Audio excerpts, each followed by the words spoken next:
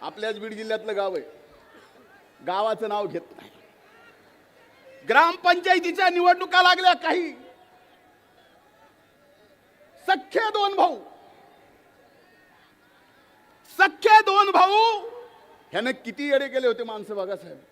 सख्खे दोन भाऊ, दोघांनी पॅनल उभा केला एकमेकाच्या विरोधात. एका भावाचा पॅनल निवडून आला, दुसऱ्याचा पडला.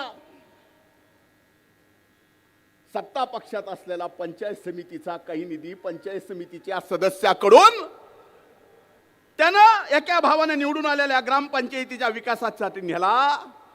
आणि त्याचा सख्खा भाऊ म्हणतोय, तू त्याला कसं आणलंस, तू एका मायबापाचा आहेस का? इतका विष पेरावा, एवढा विष पेरलेला या छत्रपती शिवाजी महाराजांच्या महाराष्ट्राला, या पुरोगामी महाराष्ट्राला, या शाहू फुले आंबेडकरांच्या महाराष्ट्राला परवडणार आहे का? अरे आपलं आरक्षण हक्काचं कोण कसं नेतंय ते बघू. अपने पास अपनी ताकद भुजबळ साहेब आहेत. आणि आपण सर्वजण